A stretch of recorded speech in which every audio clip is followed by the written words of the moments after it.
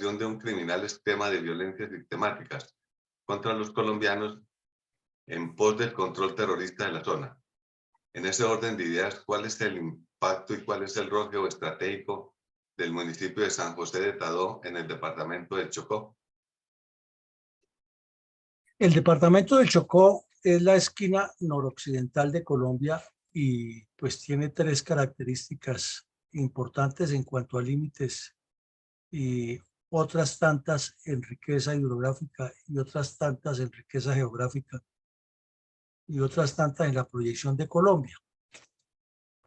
Vemos que une por tierra, mediante el tapón del Darién, a los dos mares y que, como todos lo hemos tratado muchas veces, está en ciernes la construcción del canal Atrato-Truandó, que podría resolver la comunicación comercial del mundo y turística del mundo entero, unir realmente a Oriente con Occidente y aligerar las dificultades que ya presenta el Canal de Panamá.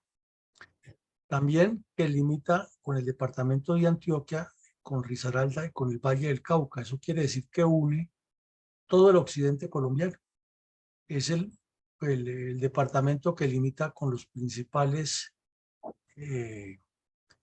departamentos o regiones del occidente colombiano. Solo le falta limitar con el Cauca y Nariño. Por lo demás limitaría o uniría todo el occidente colombiano.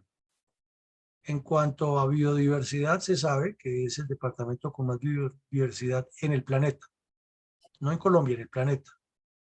Y en cuanto a recursos hídricos, es uno de los más ricos y por eso se puede afirmar que allí se puede hacer el canal a nivel uniendo al Pacífico con el Atlántico. Ahora, es un departamento que, igual que el Cauca, igual que el Valle, igual que el Tolima, igual que Antioquia, constituye valles. Digamos que es un valle, el departamento de Antioquia, de Chocó, porque por el occidente tiene gran parte cubierta por la serranía de Baudó, que es una formación independiente de la cordillera occidental, y por el oriente tiene límites precisamente con la cordillera occidental, y que el río Atrato prácticamente lo atraviesa de norte a sur con todas sus ramificaciones que tiene. Claro, faltan muchas allí, pero a la vez deja la tristeza de que, como lo vemos en la foto, sus carreteras o carreteables son demasiado pobres. Demasiado pobre, es un departamento que carece de esa infraestructura, porque la comunicación interna es casi toda por aguas. Y al occidente tiene toda la riqueza del Pacífico inexplotada, es muy poco lo que se explota allá, y está siendo aprovechada por otros países que vienen y se roban nuestros recursos. De igual manera, con esa diligencia que hay en nuestros diplomáticos cuando se hizo el tratado aceptándole a Panamá la traición de haber abandonado Colombia, se le permitió que los límites no quedaran en línea recta, como debía ser lo lógico, o a esta altura norte, como debía ser lo lógico, sino que se le entregó gran cantidad de mar a Panamá, al municipio traidor, al departamento traidor. Sin embargo, tiene todavía muchísima riqueza por explotar, tanto en la pesca como en la cantidad de golfos y ensenadas y bahías pequeñas que hay para el ecoturismo, y interiormente tiene mucha riqueza en oro y platino, pero todo esto mal explotado, convertido en fuente de negocios de grupos delictivos, comunidades que todavía viven como en la época de Mahoma, completamente atrasadas, abandono total del Estado y una corrupción que es impresionante. Es el departamento que más se le señala por corrupción sin que los demás no le estén haciendo fuerte competencia. Y la agricultura todavía es muy incipiente, no tiene ningún viso de ser industrial, ni se aprovechan las condiciones de tener montaña, mar, valles fértiles o selva tropical. Como vemos, es completamente inexplotada. Y lo que es peor, su dirigencia no ha hecho el mayor esfuerzo por desarrollar el canal Atrato-Truandó, y lo que ocurre allá es que hay etnias peleando propiedades de tierras, otros pensando en cómo se enriquecen con los recursos que salen de la región y otros buscando, pensando que en el futuro sea una zona turística aliados con delincuentes de todas las pelambres para apropiarse de los territorios. Y aquí vemos una foto aérea en primera instancia de lo que es la zona urbana que está sobre el río Atrato, unida por un río, por un puente que de una vez bloqueó cualquier paso de naves de mayor calado, porque la altura lo impide. O sea que al hacer el canal y todo lo que se requiere, tocaría rehacer esos puentes o buscar los que sean como el de Londres o los puentes que hay en Estados Unidos de abrir y cerrar para que no afecte el paso de las embarcaciones. O hacer un puente como el de Panamá, el de las Américas, alto, que permite, que no impide el paso de los buques. Al mirar hacia en perspectiva, se ve que al fondo está la cordillera, el occidente, la cordillera occidental, la estribación occidental de la cordillera occidental, que incide muchísimo en el clima, en la vegetación, y también vemos que, igual que todas las zonas habitadas en Colombia, la deforestación ha sido impresionante, casi siempre para cultivos o ilícitos o para la siembra o para el cultivo de ganado, distintos ganados. Y aquí vemos que ya cerca, donde están las carreteras y donde está la habitación, las zonas habitadas, la cordillera es muy inestable y usualmente se desbarranca o se producen estos deslizamientos que son muy continuos. Y en el área urbana se ve que ha habido cierto desarrollo, cierta inversión, porque es un pueblo minero. Allí se explota bastante el oro, pero así como hay alguna riqueza o alguna organización social, también hay mucha pobreza y mucha violencia alrededor de las economías ilegales.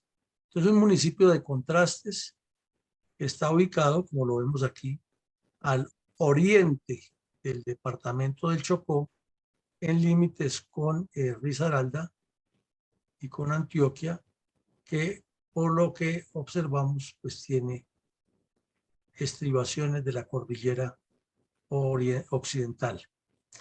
Entonces, esa sería como una descripción muy general de lo geopolítico y lo geográfico del municipio de San José de Tadó en el Chocó. Y coronel, ¿cuáles podrían enunciarse entre los antecedentes tácticos, estratégicos y políticos más resaltantes de esa masacre de 19 personas perpetrada por terroristas del ELN en el municipio de San José de Tadó, departamento del Chocó, en agosto de 1994? Bueno, pues el Chocó tiene una parte en Urabá y la otra parte de Antioquia. Y en esa época, estamos hablando de la primer lustro de la década del 90, hubo varias masacres en Urabá. El viernes pasado vimos una que fue atroz en un municipio antioqueño. Y hoy vemos, y esas las cometían las FARC, pero vemos que el ELN no se quedaba atrás y también perpetró varias masacres en distintas partes del país, incluida esta de Tadó. Para esa época acababa de subir al gobierno el señor Ernesto Samper y la coordinadora guerrillera Simón Bolívar se había desarticulado unos meses antes, porque esa coordinadora la creó Jacobo Arenas en el año 87-88 y la tuvo dirigiéndola él hasta que murió de un infarto después de una borrachera, una juerga en Casa Verde, y quedó pues en cabeza de las FARC. De todas maneras, las FARC eran las que llevaban la voz cantante y sonante y estuvieron en Carabobo Norte, en Tlaxcala, en Caracas, tratando de hacer las negociaciones de paz, y el señor Humberto de la Calle para arriba y para abajo de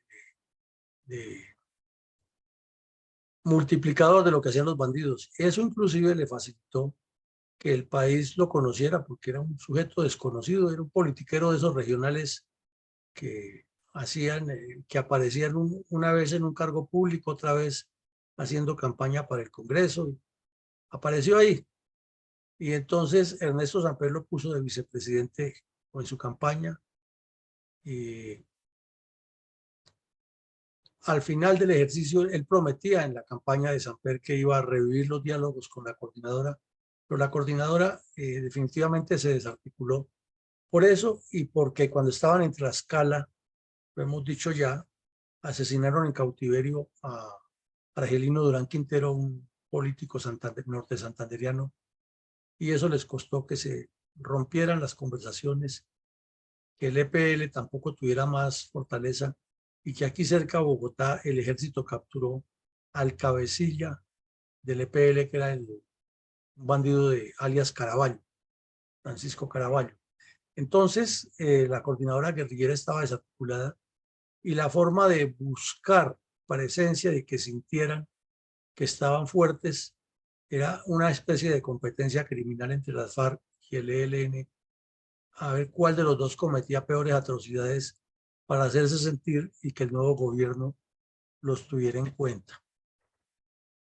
El EPL se había desmovilizado prácticamente, la captura de Caraballo terminó por afectarlos y se enfocó o se focalizó un residuo en algunas partes del país, pero sobre todo en el Catatumbo, y se dedicaron de lleno al narcotráfico y todavía existen allá como cartel del narcotráfico y los conocen más por los pelusos que por el EPL. Ahí hubo un delincuente que fue muy famoso hasta que por fin lo dio de baja el ejército, pero causó muchos daños en esa zona. Hubo la desmovilización de la corriente de renovación socialista. Para ubicarnos un poco, ¿qué es la corriente de renovación socialista?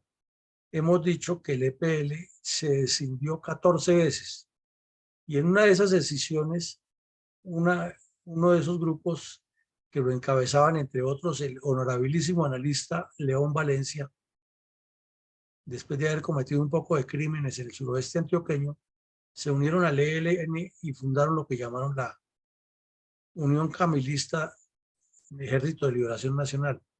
Entonces, cuando el M-19 se entrega, se rinde, no hay ningún acuerdo de paz, es que el M-19 se rinde, pero ya después de la rendición le impone un montón de condiciones al gobierno y terminan hasta de constituyentes imponiéndonos una nueva constitución. Es donde denota la debilidad del gobierno, con 4 terroristas que ya no valían la pena, terminaron entregándole a hacer la constitución.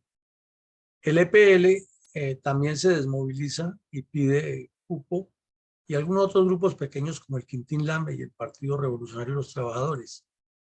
Entonces, esa ala que se había unido al ELN del EPL forma tolda parte y se autodenominan coordinadora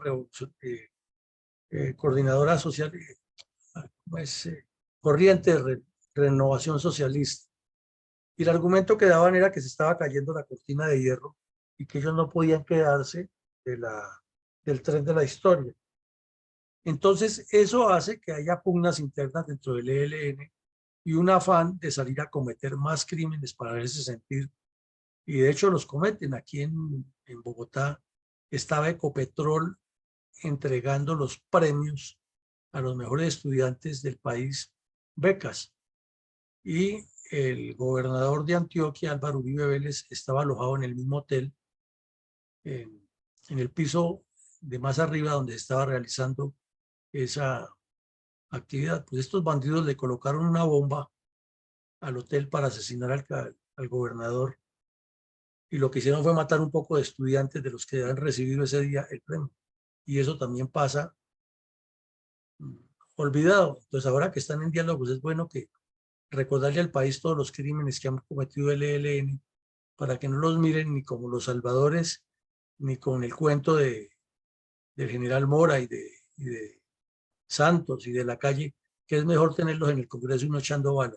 Pues claro que es mejor tenerlos en el Congreso, pero primero que paguen por los crímenes que han cometido, y si la ley les permite, decir que vayan al Congreso. El ELN había desarrollado desde hacía tiempo y lo viene desarrollando y lo sigue desarrollando lo que llaman su plan Vuelo de Águila, que es la construcción del poder popular, integrando todas las formas de lucha desde la comunidad por medios que ellos llaman el poder popular, o sea, la construcción de guerrillas dentro de la población, la estructuración de la población a un proceso revolucionario y a un proceso de diálogo, la continentalidad de la lucha y la teoría de la liberación anclada completamente a este proceso. Ese cambio de gobierno, recordamos, fue muy violento, muy cuestionado, todavía sigue causando revuelos y no se han zanjado las heridas que esos politiqueros corruptos le causaron al país. Mencionemos algunos hechos.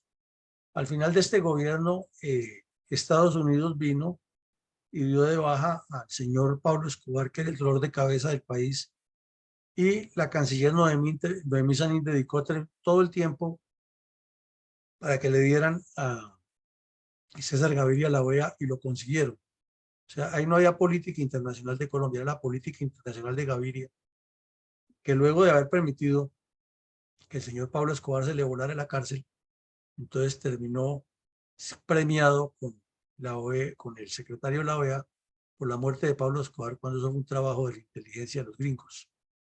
Lo demás, eso le aparecen como la Operación Jaque, todos los días le aparecen héroes. En ese cambio de gobierno, las FARC habían hecho la 8ª conferencia, había caído preso Caraballo y el ELN estaba creciendo, sobre todo en el Magdalena Medio Santanderiano, con la guerra de nervios por medio de las minas quiebrapatas y las emboscadas. Estaba muy activo el ELN, porque cada uno quería por su lado presionar. Y seguían todos manejando el tema de los 12 puntos que finalmente el curita de RUP se los colocó al señor Petro y ahora son temas para cumplir a rajatabla. Y ya supuestamente les va a cumplir los de los 12 puntos según el señor Petro y tampoco les sirve. Necesitan otra constituyente para que les entreguen el país. Entonces, en ese cambio de gobierno hubo mucha violencia, hubo lo que llamó la despedida del gobierno Samper. Las FARC aprobaron su 8ª conferencia, que fue venirse sobre Bogotá con todo. Las 2 brigadas móviles que acababa de crear el Ejército Nacional tuvieron mucho, pero mucho trabajo.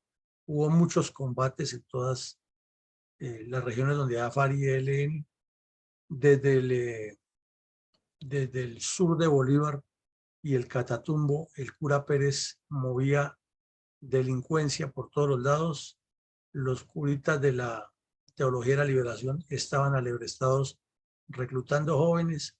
Y en el Chocó ya llevaba varios años de asentamiento una cuadrilla que muy sagazmente el ELN ha dicho que son del ELN, pero es que son federados y que es difícil someterlos. Y es innumerable la cantidad de crímenes que han cometido allá. O sea, si se habla de que en el Putumayo o en el Nudo de Paramillo, como hemos visto otras regiones, las FARC han cometido barbaridades. Aquí en el Chocó, el ELN ha cometido muchísimas. Al punto hasta que después se dividieron y nació otro grupo que llamaba Ejército Revolucionario Guevarista. Se mataban entre ellos, ese grupo se desmovilizó. Es una historia larga, larga de violencia y que no se ha escrito todavía. Y eso facilitó pues el crecimiento de estructuras urbanas y rurales del ELN en distintas partes del país, incluido en Quibdó y todos estos municipios, siempre atados con religiosos de las bases revolucionarias de masas y de las unidades que ellos tienen cristianas que insertan dentro de la población para hacer trabajo de formación permanente de multiplicadores. El crecimiento del ELN es básicamente sobre las bases revolucionarias de masas y las comunidades eclesiales de base, y eso no se menciona en ningún diálogo, y lo mismo está pasando ahora en México. Hablan de todo, de la población civil, igual que con las FARC, pero nunca mencionaron las milicias bolivarianas ni el Partido Comunista Clandestino, y aquí está sucediendo lo mismo. Por ningún lado se nombran las bases revolucionarias de masas y las comunidades eclesiales de base que están inclinadas a la teología de la liberación, que es donde el ELN recluta y fortalece sus masas. Y el trabajo clandestino de las redes urbanas del ELN volvió a tener fuerza. Recordemos que en el año 77 se les dio lo que llamaron el febrerazo, un golpe que le dio el batallón Charly Solano y capturó a casi todas las redes urbanas del ELN, después de que en el año 73, también 72, les había capturado una gran cantidad de bandidos. Entre otros, ahora hay uno como Alejo Vargas, que es profesor de la Universidad Nacional y es analista del conflicto. Él era uno de esos bandidos del ELN y estuvo en Consejo de Guerra. Él estuvo en Consejo de Guerra aquí en La Picota. Entonces, ese golpe que le dieron al ELN en el año 77, que lo llamaron el febrerazo, se salvó de milagro Gavino, que se voló por una tapia en el barrio Fontibón, o si no hubiera caído el propio jefe que quedaba en ese momento, porque el cura Pérez no ha asumido. Y el trabajo lo multiplicaron las universidades. En la pedagógica hubo varias células de terroristas del ELN, en la distrital, en la nacional, en la UIS de Santander, en la del Valle. Y ahí fue donde revivió el ELN, financiado por el dinero que les dio la compañía Mannesmann en Arauca, y porque siguieron secuestrando y atracando, cometiendo todo tipo de delitos. Entonces es un proceso que viene después de lo que ellos llaman el replanteamiento. El replanteamiento fue el momento en que se reconstruyeron, y viene el plan Vuelo de Águila, cuando forman la trilateral con el PRT y los disidentes del EPL. Adelante, mi coronel. ¿Quiénes fueron los responsables principales de la atroz masacre de 19 personas perpetradas por terroristas del ELN en el municipio de San José de Tadó, Chocó, en agosto de 1994? El ELN tiene un cuerpo colegiado que lo dirige, que lo llaman el COSE, Comando Central del ELN. Ya para esta época, después de todo ese proceso de replanteamiento y de reconstrucción y de superarse de la operación en Orí y del febrerazo y de la captura de la red urbana, pues siguieron algunos que quedaron en contacto con los que estaban presos y nuevas organizaciones clandestinas que fueron creando, y asumió la dirección este curita español, un terrorista español que en España era un don nadie y aquí llegó como sacerdote y se convirtió, por obra y gracia de los medios de comunicación que fueron los que lo endiosaron, en un líder revolucionario de talla mundial, como lo llaman, y aún le siguen publicando. Pues este que de cura no tenía nada, sino al contrario era un criminal infiltrado en la Iglesia Católica. Se dedicó a promover masacres, secuestros, robos, extorsiones, y la mayor beligerancia que tuvo el ELN después de los golpes duros de Anorí y de lo que llamaron la etapa de replanteamiento, de reconstrucción, la dirigió él. Y a él lo acompañaron los mismos terroristas que están sentados hoy hablando con el gobierno colombiano, es decir, el tal Pablo Beltrán, y un otro de apellido García, que es bastante obstinado y tiene la mentalidad del cura Pérez. Y también estaba ahí Gavino, y otro que capturó el ejército en Bucaramanga, que ahora supuestamente es gestor de paz, que es el tal Francisco Galán. E igual otro bandido que también ahora es analista, y lo llaman como si no tuviera nada que ver, y tiene un montón de delitos y de cuentas por pagar, un tal Belandia. Entonces, entre esos, dirigieron muchas acciones criminales y tomaron la decisión de que todas las cuadrillas tenían que cometer este tipo de acciones depredadoras para hacerse sentir.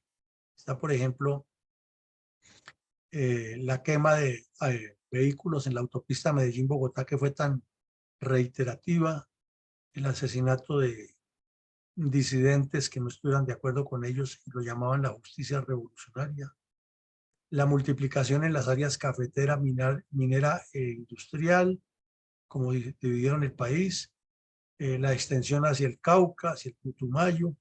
Todo eso lo dirigía este curita español, que es uno de los delincuentes de mayor prontuario delictivo que ha cruzado por Colombia, y los que lo asesoraban.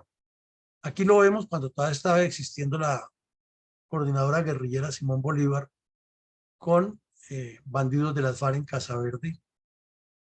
Está Alfonso Cano, está Tiro Fijo, reunidos, y este otro que era Joselo, muy conocido en las FARC, que después murió en un combate urbano aquí en Bogotá con la policía, era el compadre de Tiro Fijo. Entonces, desde que estuvieron en Casa Verde, planearon las acciones conjuntas contra Colombia. Cuando ya se rompe la coordinadora, el que más le mete acción criminal al ELN, este cura español que, repito, allá en su tierra era un pobre diablo y aquí terminó convertido en un criminal de primer orden, y con entrevistas por los medios de comunicación lo llamaban el estratega de la guerra revolucionaria porque estaba asesinando campesinos y colombianos.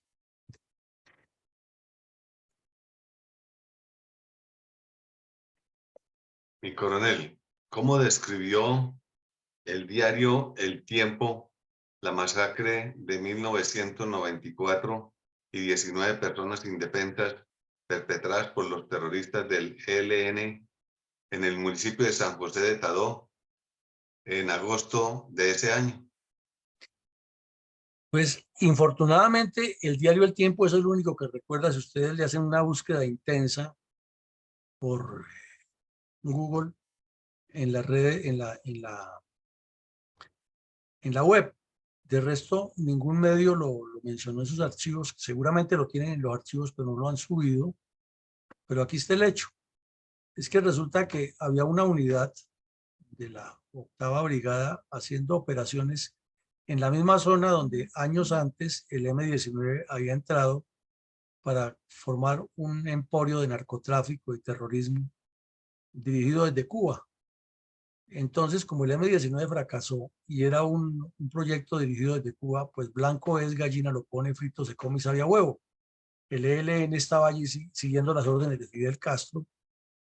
Entonces el ejército se movía por la zona, pero sin los recursos suficientes, y en un error táctico de seguridad, un suboficial subió su escuadra en un vehículo de transporte público y los bandidos estaban esperando, los emboscaron, esperándolos para asesinarlos.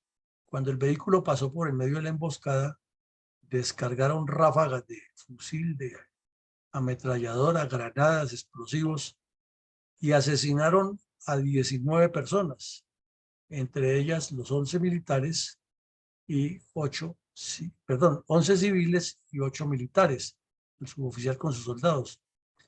Pues obvio que eso fue un crimen de guerra que no puede ser perdonado, y que los responsables, que son los que están allá sentados en México hoy, que el anterior diálogo fue en Caracas, o la anterior ronda mejor, en Caracas, tienen que responder al país y no darle vueltas con el cuento de que es que fue un grupo aislado, que es que eso es culpa del gobierno, que es que los soldados no se han debido subir al bus. No, ellos masacraron a 11 civiles y 8 militares, y sobrevivieron 2 señoras, una de ellas estaba embarazada. El general Guzmán, que era el comandante del ejército en esa época, fue claro ante los medios de comunicación cuando le cuestionaron por qué se movían allá, y le contestó: pues si no hay otra forma, el ejército no tiene otra manera y tienen que cumplir la misión, ellos tienen que transportarse para cumplir su misión. La carretera facilitó completamente la emboscada porque, ya dijimos, pésimas carreteras, el vehículo se movilizaba en una situación muy difícil, en unas condiciones que en esa época para ir entre Pereira y Chocó se gastaban 15 horas, y ahora ha mejorado porque como que son 14. O sea, la carretera sigue siendo muy mala. Los gobiernos no han tenido la decisión de construir unas carreteras que realmente unan a Chocó con el país y desarrollen esa región. Se rumoró primero que entre los muertos estaba un sacerdote, que naturalmente no era del ELN, y se hizo o sucedió lo que pasa en Colombia, pues, con el terror de los funcionarios públicos, que esto no le corresponde a este, que le corresponde a este. Los cadáveres estuvieron varias horas ahí a la espera de que llegara entidad oficial a hacer el levantamiento de los muertos. Y el ELN tranquilamente reconoció la autoría de ese crimen. Y eso, pues, los archivos sí están en inteligencia y tienen que estar en la Fiscalía en el Chocó, la que inició el proceso y la entidad que hizo el levantamiento de los cadáveres, a menos que desaparezcan los expedientes. Pero eso es un crimen de guerra que no se puede perdonar, que no se puede olvidar y que los delegados del gobierno que están allá en Cuba deben ponerle los puntos sobre las IES al ELN, porque eso es aterrador. Se dice, o el coronel de la policía que estaba en ese momento de comandante allá, aseguró ante los medios que luego de asesinarlos y de rematarlos a tiros, los incineraron. O sea, les rociaron gasolina para quemar el vehículo y quemar los muertos. Y pues eso es normal en la conducta de estos bandidos. No se les puede decir que no, que fue que el vehículo se incendió. No, ellos son capaces de eso y muchas cosas más. Entonces habría que llamar al coronel Castro, que debe estar vivo todavía, y que vaya ante los organismos de justicia y de corroboro de lo que le digo a los medios de comunicación en ese momento. Porque es que esa es la forma de poner las cosas en su puesto. Y también reitera aquí el periódico El Tiempo que sobrevivieron dos señoras, una que tenía 7 meses de embarazo y quedó herida con esquirlas y con quemaduras. Y tenía también impactos de arma de fuego. Entonces esto es una cosa que es atroz. Imagínense ustedes cómo quedó esa señora y cómo quedó o cómo fue el trauma que vivió dentro del vientre de la madre ese niño, que hoy en día pues ya es un adulto de más o menos 26, 27 años de edad, 28 años. Y pues fueron atendidas inicialmente esas personas, las dos que quedaron vivas, en el centro asistencial, que era un puesto de salud. Imagínense qué atención les podían brindar ahí. Entonces el drama de llevarlas allá al Chocó es otra tragedia de las que no se, al Quibdó mejor, a la capital del departamento, al hospital más grande. Son de los dramas que no se cuentan ni que se les enrostran a estos bandidos que osan de ser los defensores de Colombia y que tranquilamente dicen, como decía Pablo Beltrán con su voz de cura de pueblo, es que nosotros no secuestramos, retenemos porque tenemos que financiarnos. Pero entonces que el Estado nos pague una financiación mensual y así dejamos de tocar a la población civil y nos entendemos de Estado a guerrilla porque estamos en igualdad de condiciones. Eso lo ha dicho varias veces y siempre se lo han admitido, y los medios de comunicación, todos esos periodistas ansiosos de que les den un premio del gremio, lo entrevistan y lo ponen en primer plano, y el tipo habla con esa tranquilidad diciendo que están cometiendo crímenes de esa calaña, de esa catadura, y que hay que perdonárselos. Entonces, eso es lo que ocurrió ese día, y que les repito, fue a las 7 de la noche, el 19 de agosto de 1994, pero que ha estado más en el olvido y que se publica por esos días. Lo que hicieron las FARC, que fueron muchísimas cosas. Entre otras cosas, fue el asesinato fue la misma noche que asesinó las FARC, que las FARC asesinaron o el mismo día, mejor, el mismo día que las FARC asesinaron al general Gil Colorado en Villavicencio, y la misma noche en que las FARC asaltaron o atacaron la población de La Calera en las goteras de Bogotá.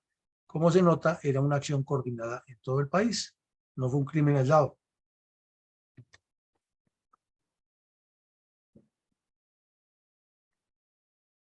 Coronel, ¿qué sucedía con el ELN en el Chocó mientras el gobierno Santos aceptaba todas las imposiciones de los narcotraficantes de las FARC en Cuba? Pues tan pronto el señor Santos dio a la luz pública a conocer que estaba negociando con las FARC en Cuba, el ELN comenzó o arreció sus ataques criminales contra la población civil en distintas partes del país. Y aquí resaltamos esta porque es publicado por la Oficina de Coordinación de Asuntos Humanitarios de la ONU, que se supone que supone uno que es una oficina que tiene información muy seria y que lo que publica pues tiene mucho contenido y que está plenamente confirmada. ¿Qué ocurre? Recordemos un poco, regresemos en el tiempo a que entre el 94 y el 2012 que ocurre este informe de la ONU, suceden muchísimos, pero muchísimos crímenes por parte del ELN y las FARC en Chocó. Y hay un crecimiento grande y en eso sí se encuentra bastante archivo en internet para consultarlo de medios de comunicación. Asaltos a poblados, secuestros, asesinatos, robos. Y por esos días, recordemos que hubo todo el show de un señor que estuvo secuestrado por el ELN, que lo cambiaron por el hermano, que finalmente uno se murió, que estaba metido en un poco de cosas ilícitas, que era un dirigente político de la región. Eso fue uno de los tantos casos. Hubo unos combates, hubo unos asesinatos y recordemos que el señor Santos salió y dijo, se arregló el problema en el Chocó, les voy a poner un batallón más. Y con eso resolvió, según él. También ocurrió por esa época el secuestro de un general que se puso por allá a viajar a una comunidad sin ninguna seguridad, un escándalo también nacional, etcétera. Son muchos los casos, pero este lo queremos resaltar porque se nombran a comunidades indígenas en Vera y se está produciendo un desplazamiento y nombra allí en el sitio que la alcaldía tuvo que albergarlas en la Casa de la Juventud y la Plaza de Mercado y que hay 593 personas en ese momento correspondientes a 117 familias y que el ministerio o que la Procuraduría y la Gobernación han hecho todo lo posible para resolverlo, y un equipo humanitario y todo ese largo etcétera que tenemos aquí de lo que ocasionan los desplazamientos.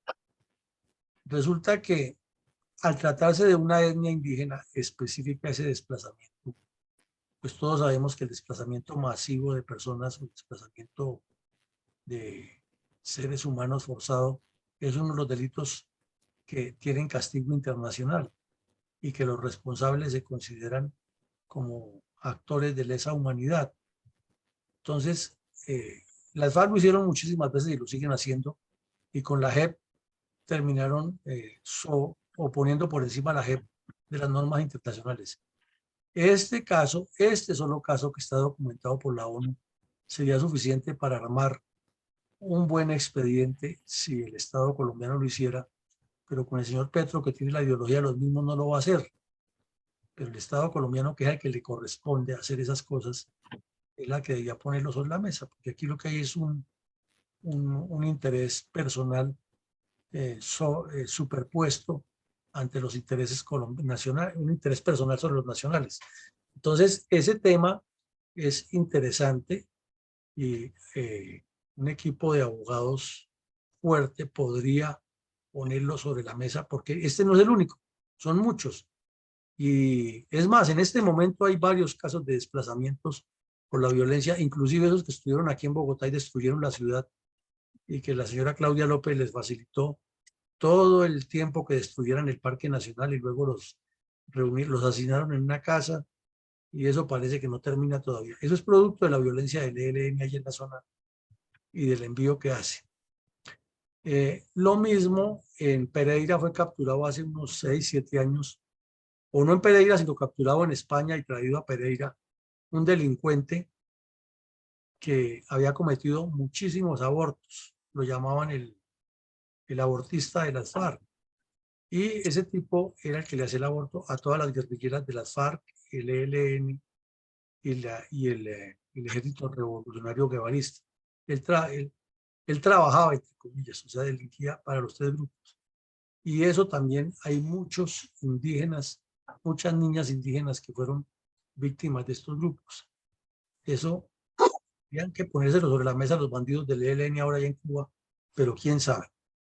Son realidades. Entonces, lo que queremos decir aquí es que si una entidad de tanto prestigio internacional como la ONU, con su Oficina de Asuntos Humanitarios de Humanitarian Affairs, lo publicó y este es el pantallazo de la página oficial de la ONU que muestra eso, pues hay una responsabilidad grande e indica que estas comunidades han estado bajo la mira de estos terroristas y corrobora que el crimen cometido en Tadó, la emboscada, la masacre, fue intencional contra la población, quizás porque la consideraban que estaba cerca de los soldados.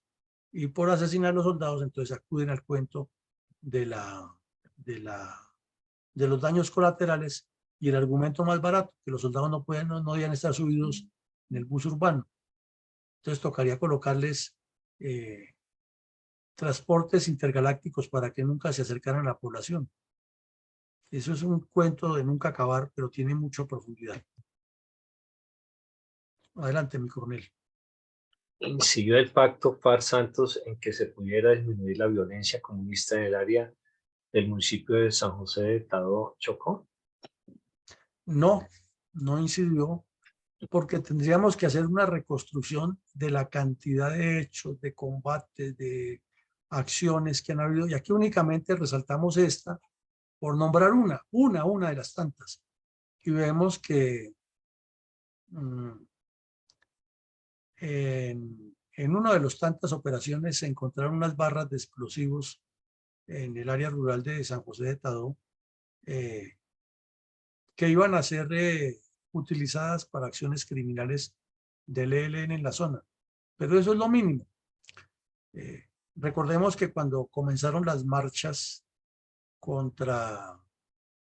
para tumbar al gobierno Duque, se interceptaron unas comunicaciones de un bandido que era muy dado a salir en las redes sociales, era del Chocó, precisamente allá de esa zona, que financiaba a los jóvenes de la primera línea aquí en Bogotá y en Cali para salir a destruir el país, y hay comunicaciones serias que lo probaron, pero pues se le dio siempre la vuelta. Los dirigentes de los sindicatos que promovían los paros decían que eso no era así, que ellos sacaban la gente, que era responsabilidad del Estado evitar que se les infiltraran las marchas, y entonces si el ESMAD intervenía capturando a los que estaban en las marchas, estaba violando los derechos humanos, y los mismos del ESMAD, de los sindicatos, salían a decir que había exceso de fuerza. O sea, es una doble moral de muchos sectores, y eso ha permitido que estos bandidos del ELN se fortalezcan allí.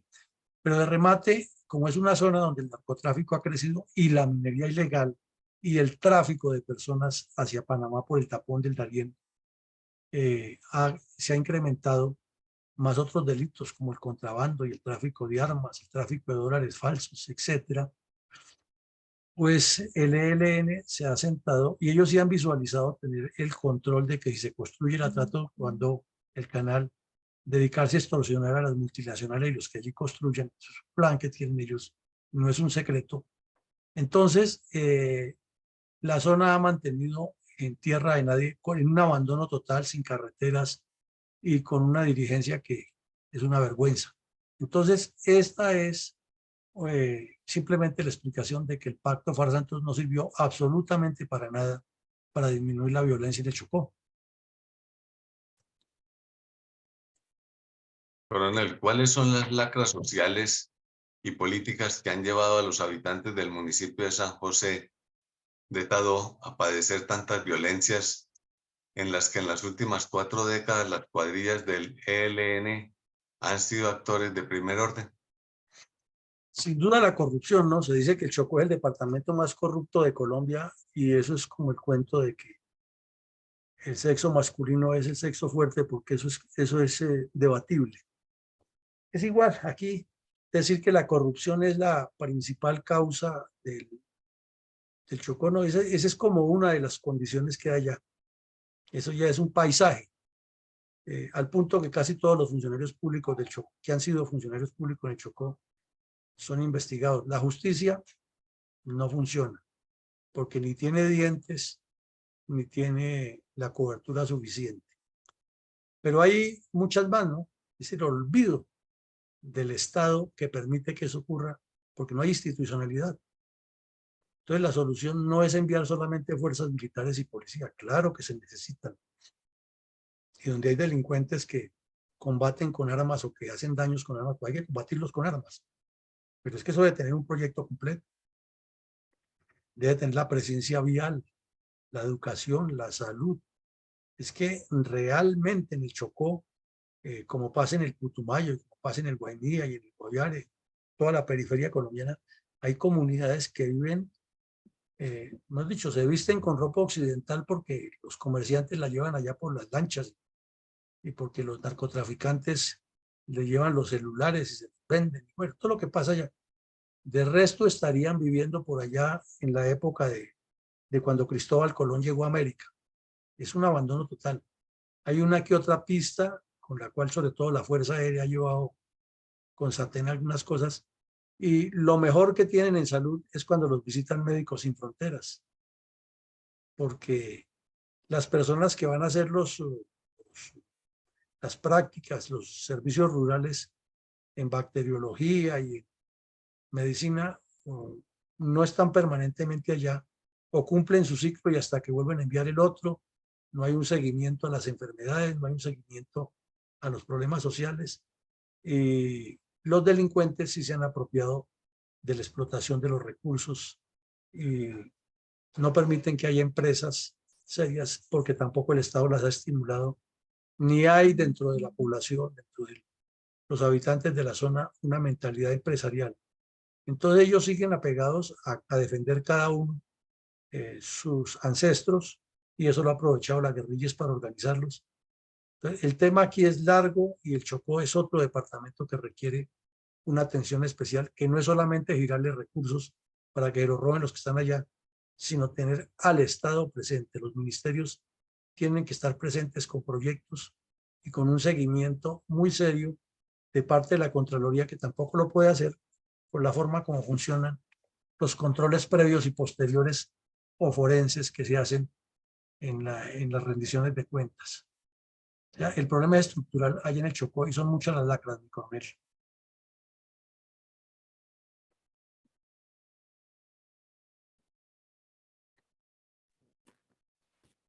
Y coronel, ¿cómo resalta Humbert la memoria de los niños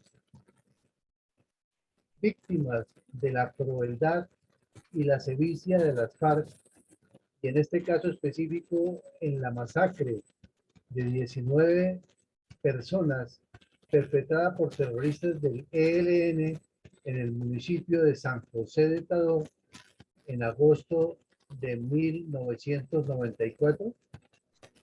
Pues la Fundación lo resalta siempre con nuestros videos institucionales y sobre todo recordándole al país en estos episodios que estos grupos criminales o han convertido a los niños en máquinas de guerra, reclutándolos, quitándoles la posibilidad de vida, convirtiéndolos en delincuentes y causándoles traumas que los llevarán hasta el último día de su existencia, o asesinándolos, mutilándolos, dejándolos huérfanos, dándoles una inclinación a que se incorporen a otros grupos criminales, y eso parece un fenómeno cíclico, y tampoco en ninguna de las mesas de conversaciones que ha habido con estos grupos criminales se les ha puesto el cascabel al gato, se les ha puesto los puntos sobre las IES, ¿no? Porque es que el afán es de los gobiernos es firmar lo que sea y que los entreguen, y ahí tenemos el caso de las FARC, que tenían un montón de menores de edad, y para no desnudarse ante el mundo de semejante crimen de guerra que es el reclutamiento de niños, entonces los mantuvieron en esas guaridas que les constituyó el gobierno como zonas temporales que se convirtieron en permanentes sin que estuvieran en ningún acuerdo, hasta que ya fueron mayores de edad. Y el bandido Timochenko y el otro Pastor Alape decían que eran, sí que había algunos, unos poquitos menores de edad, pero que era que ellos no los entregaban porque como no tenían familia donde ir, por lo menos ellos que eran sus tutores los podían acompañar hasta que cumplieran 18 años. Y ya pues pasaron 7 años desde el pacto, ya todos son mayores de edad los que estaban ahí reunidos en los campamentos, y pasa de agache. Luego, cuando las fuerzas militares comenzaron a bombardear los campamentos, entonces les apareció el señor Roy Barreras con su payasada de que a los campamentos no se les puede bombardear porque como se sabe que hay menores de edad, entonces tienen que avisarle a las FARC o al ELN que para allá van las fuerzas militares a bombardear, que se retiren los niños de ahí para poder ahí sí bombardear. Imagínense ustedes esas perlas con las que salen. Y aparecen los periodistas y los que sea dándole la importancia. Y en el Congreso de la República no hay nadie que le diga al señor Barreras que aclare de qué lado está. Porque eso es un muchacho de esos, si está armado con un fusil, puede matar. Y es que de hecho matan y cometen los crímenes. Entonces, ese daño que le han hecho a la niñez colombiana, las guerrillas de la FARC y el ELN, y el contubernio que tienen con todos los politiqueros corruptos, es lo que causa que la niñez siga siendo víctima del conflicto. Y por eso la Fundación siempre pone en primer plano esa realidad. Al término formal de cada episodio de la memoria histórica, uno conta el conflicto armado que realiza nuestra fundación. Usted siempre hace un balance puntual de reflexión respecto a los hechos del conflicto que analizamos a diario en este espacio de opinión y estudio científico de la violencia comunista contra Colombia. ¿Cuáles reflexiones estratégicas tiene hoy respecto a la masacre de 19 personas perpetradas por terroristas del ELN en el municipio de San José de Tadó, Chocó, en agosto de 1994? Bueno, sin duda hay un desconocimiento del plan vuelo de Águila del ELN por parte de la dirigencia política nacional y de quienes han ido a negociar. Y la verdad, ni la academia, ni los medios de comunicación, ni quienes representan a los colombianos en diferentes instancias del gobierno, ni mucho menos la justicia, han entendido en qué consiste el plan vuelo de Águila del poder popular, mediante el cual el ELN trabaja con base en las directrices de la teología de la liberación y de los proyectos autogestionarios, como llaman ellos, en todos los sentidos para hacer un bloque que cambie el viejo modo de vivir en Colombia y nos lleve a un Estado socialista en el que haya un hombre nuevo y todo lo que hemos reiterado aquí. En segunda medida, ese olvido o intencional o colectivo de las acciones terroristas como esta es lo que hace que estos bandidos tengan patente de corso y que no sean capturados, que no sean judicializados y que la justicia no opere. Porque vemos, a diferencia de Estados Unidos, que una persona cometió un crimen en 1968 y si todavía está viva y así tenga 90 años de edad, donde lo localizan, le echan mano y lo encarcelan. Aquí en Colombia, pues imagínense, estos bandidos que cometieron estos crímenes ahora se sientan a hablar con el gobierno, tienen allá desmovilizados, tienen a otros que son instructores, profesores, analistas, etcétera, y nadie responde por él. O sea, ya pasó el olvido, el crimen se cometió y sí, fueron hechos que pasaron, pero la justicia ni siquiera revive los expedientes porque hay un desorden total y tenemos es la justicia espectáculo. Cada vez que hay la posibilidad de que un alto funcionario judicial se dé publicidad, aparece entre los medios. Anoche, haciendo un paréntesis, el noticiero Caracol o Noticias Caracol publicó una cosa aterradora de cómo tienen las estaciones de policía de Bogotá llenas de delincuentes, ladrones, atracadores, etcétera.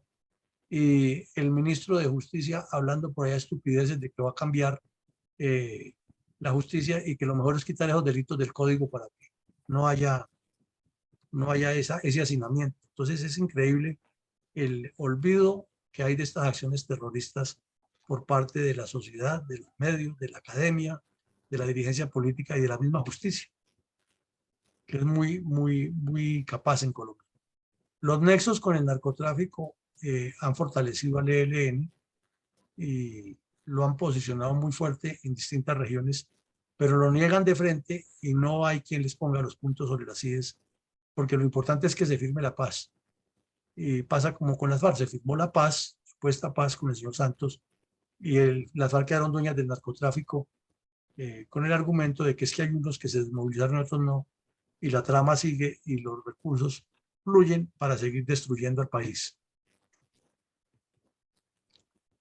La organización de la base cristiana es muy hemos dicho, es esencial, es la razón de ser del ELN.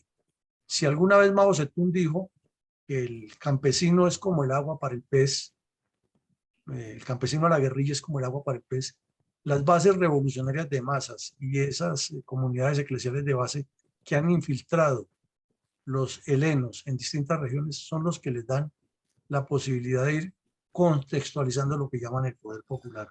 Es decir, son los que los asientan y les permiten vivir allí dentro de la base y tener toda esa seguridad de la complicidad, porque son familias enteras que están vinculadas a la organización, que imponen el terror y el miedo en la región.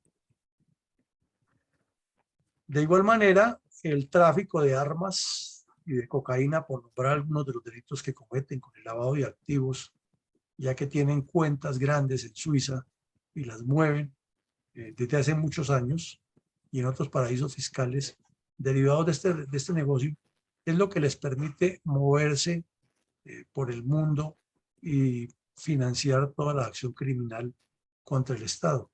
Y fuera de eso, el señor Beltrán dice que si no los quieren ver secuestrando, entonces que el Estado les pague un sueldo para les pague unos recursos para su funcionamiento. ¿Qué tal eso? La guerra a muerte con otros carteles del narcotráfico es evidente. Ahí lo vimos en el Chocó, cómo se matan también con los autodenominados gaitanistas o clan del Golfo por el control de la droga y, obvio, de los recursos que derivan de la minería ilegal y otras acciones. Entonces el Chocó está herido de muerte en medio de esa guerra a muerte entre todos los carteles de narcotraficantes que incluyen al ELN, al EP, a los residuos de las FARC y a otros delincuentes allá en la zona. En todo este tiempo se ha afectado muchísimo el desarrollo de todas las comunidades de la zona del Chocó y la de Tadó, por mencionar alguna, porque es que el ELN recluta a estudiantes de secundaria de los colegios públicos que hay en la zona. Entonces ya con un estudiante que va en tercero o cuarto de secundaria y se va para la guerrilla, pues es un potencial profesional o un potencial trabajador ya mejor cualificado que pierde la región y que pierde Colombia y que termina siendo un bandido. Y los campesinos menores de edad pues son personas que ya no van a trabajar la tierra, que no se van a preparar de ninguna manera y que van a engrosar los grupos delincuenciales y aumentar la violencia contra sus propios congéneres y coterráneos. Entonces hay un círculo vicioso del cual tampoco se les pone los puntos sobre las IES, es la responsabilidad en estos crímenes de guerra como el reclutamiento de menores.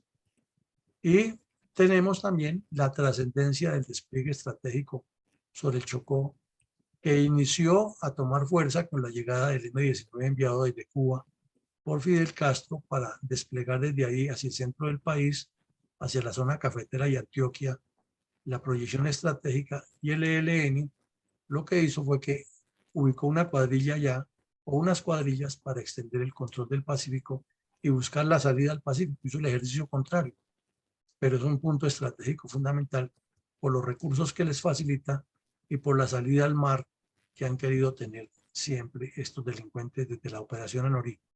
Entonces, como vemos, son reflexiones muy amplias en torno a un problema muy complejo y que la solución se ha quedado siempre atrás por parte del Estado colombiano. Mi coronel González, su punto de vista al respecto. Gracias, mi coronel. La fundación de Tadó es tan antigua que se inicia en el año de 1532. Y así como es de antigua, también es su tenebrosa historia plagada de muchas crueldades, perpetradas por oscuros personajes llenos de infinitas maldades y crímenes. El Frente Bencos-Biojó, que opera en el sur del Chocó y Risaralda, perpetró la masacre del bus en el que viajaban las 19 víctimas entre Tadó y Pueblo Rico. El nombre es tomado de un africano impulsor del movimiento cimarrón colombiano en el municipio de Mahates, Bolívar, y de quien también Israel Zúñiga se asignó su alias como Bencos Biojó, y ahora es honorable senador de las FARC. Afamados congresistas por ser responsables del bombardeo con el que masacró a más de 100 feligreses refugiados en la iglesia del municipio de Bojayá, sin ninguna consideración humana ni cristiana. El ELN ha sembrado una larga historia de crímenes a lo largo de las riberas del río San Juan, historia que pareciese ser olvidada premeditadamente por el resto de la nación, a pesar de que sus pobladores han tenido que vivir muchas necesidades por parte del resto de la nación y de que sus tierras son un gran tesoro aurífero.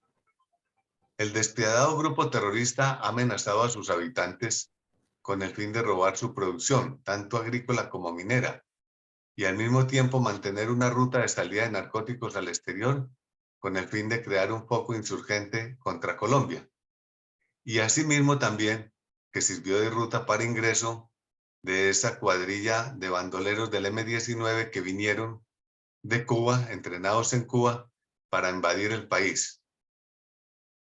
Y para eso no han escatimado ni siquiera los principios religiosos que pretendió influirles principalmente los sacerdotes Camilo Torres, Manuel Pérez y Bernardo López, si es que realmente les infundieron conceptos religiosos.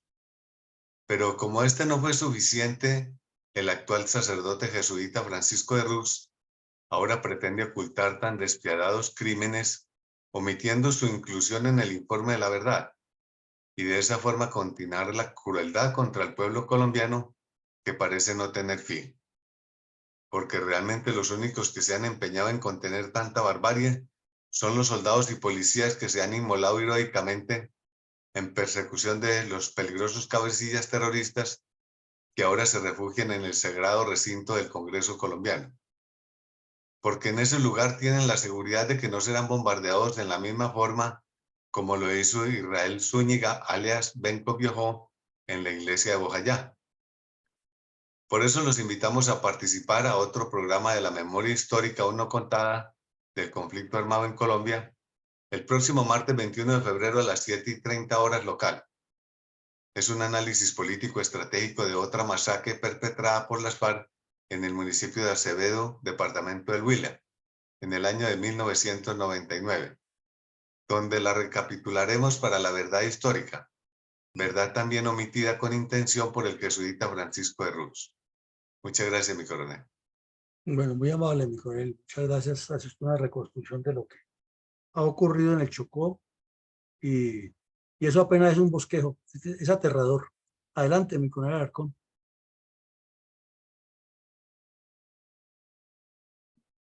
Micrófono. Mi coronel, hoy tuvimos la participación del aporte de mi coronel Said. Dice que se llamaba el general Alzate, aquel que secuestraron en el ELN allá en el Chocó. Bueno, mi comentario para el día de hoy dice lo siguiente. Los nuevos héroes nos vienen trabajando, tratando de enterrar nuestros verdaderos héroes o irrespetar nuestras creencias y personalidades de aquellos que lucharon por nuestra independencia, mantener la institucionalidad y proteger las comunidades. Debemos recordar siempre el majestuoso monumento de la calle 80 en honor de nuestros patriotas de muchas batallas libertadoras que prometieron volver a erigir por las 72 o 73 con Caracas.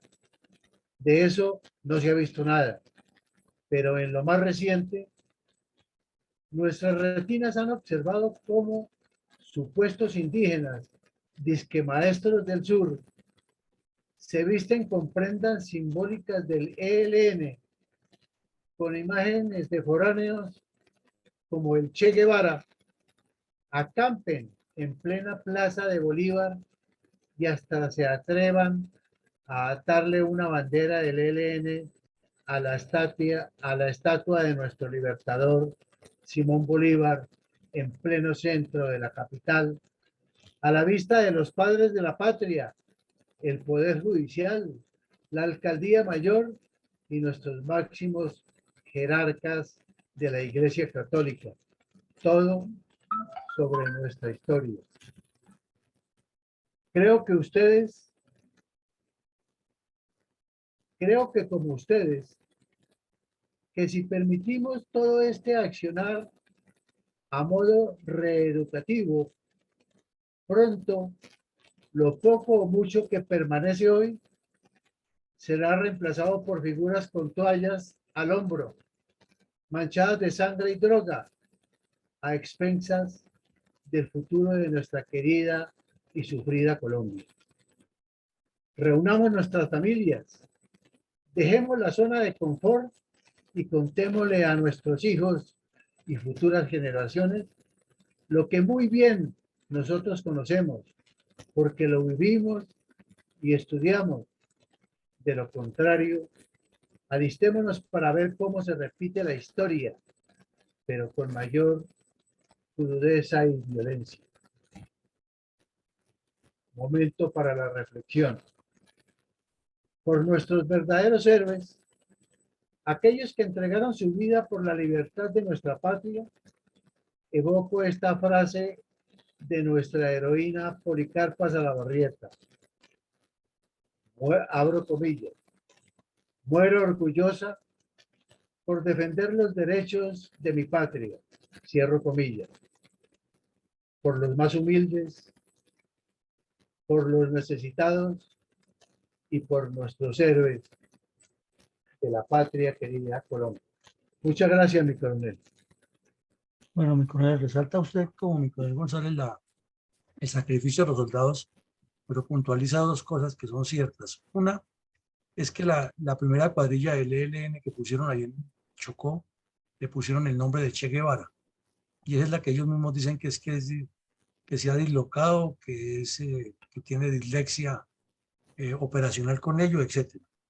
Y en segunda medida es que lo que están haciendo es lo que usted dice, están haciendo una reeducación desde la opción comunista y eso es válido dentro de ellos. El comunismo siempre dice que hay que reeducar y están reenfocando la educación, colocando a Simón Bolívar al lado de los bandidos y presentando a cuanta forma delincuencial que hay de protesta popular, de poder popular. Eso es lo que llama poder popular. Y allá apuntan a hacer una asamblea popular que cambie la constitución. Y si no se la reconocen, pues entonces entramos en guerra. Porque es que el Estado tiene que entregarnos lo que nos corresponde y tiene que negociar con las comunidades, pero no con la población civil en general, sino con las comunidades que ellos manejan. Adelante, Vicencio. Vemos en repetidas ocasiones lo que sucede en este departamento de Chocó. Y como ya se dijo, la corrupción de los gobernantes, sus administradores, pues llevan al total fracaso de este departamento.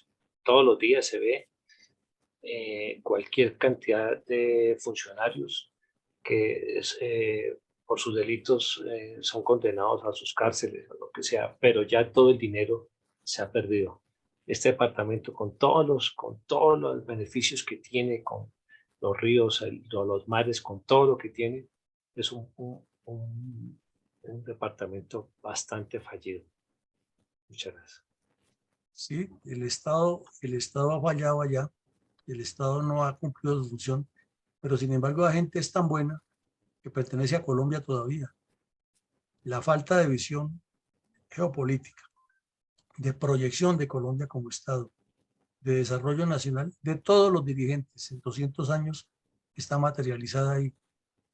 Otros dirían, no, pero es que en 200 años es muy difícil desarrollar un país. Sí, pero es que la corrupción y la falta de compromiso son grandes y ese desconocimiento de esas comunidades. Entonces la guerrilla y los comunistas lo que han hecho es impulsarlos para que se hagan sentir por la violencia. Entonces para cerrar colocamos el video de los niños que se había complicado la difusión, lo vamos a colocar nuevamente. Los invitamos esta noche a analizar precisamente cómo el comunismo le ha hecho daño a Colombia durante ya casi 10 décadas y cómo seguimos en la fundación formando esa mentalidad de estadistas con visión de estrategas.